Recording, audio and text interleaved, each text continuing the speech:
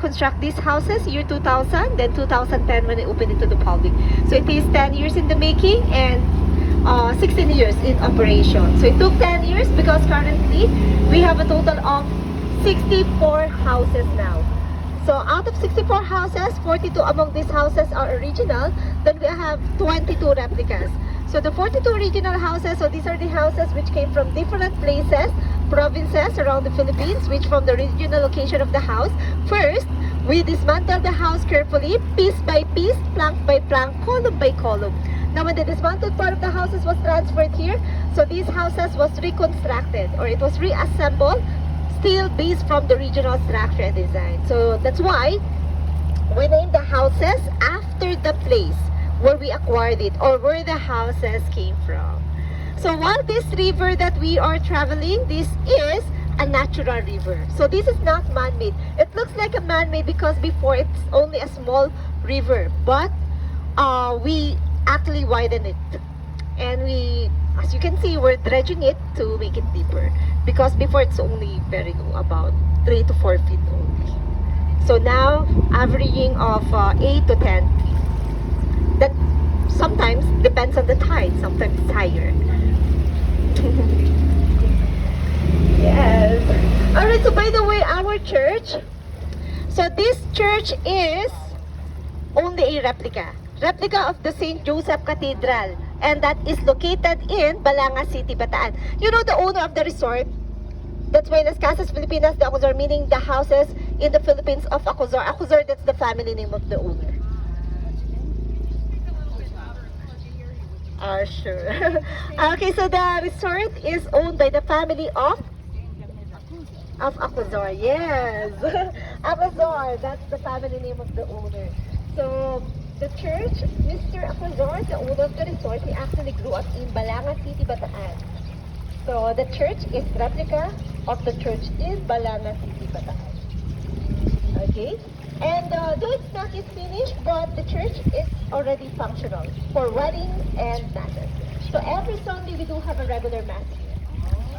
At 10:30 a.m. So that's the regular time of the mass.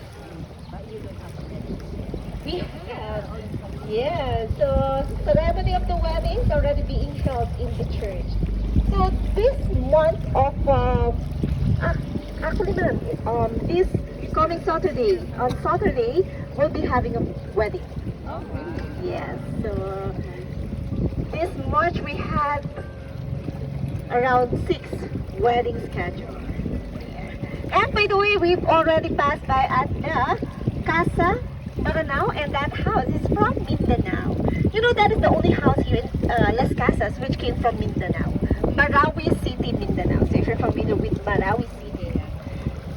And that house, you know, that is also known as Torogan House. Torogan or Tulugan. Sleeping house of the Datu.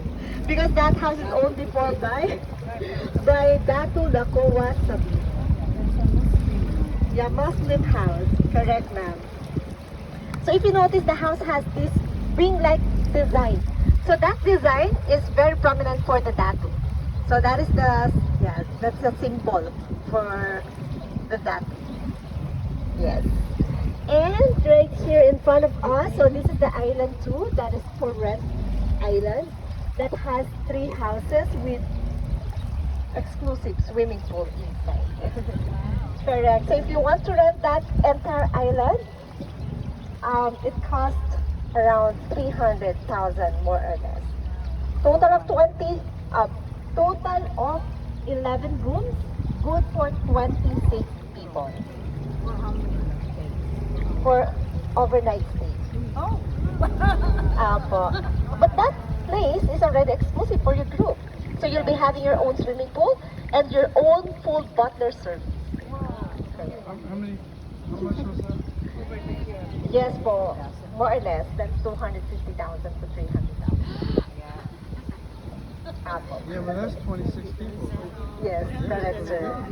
So you can divide 250 to 26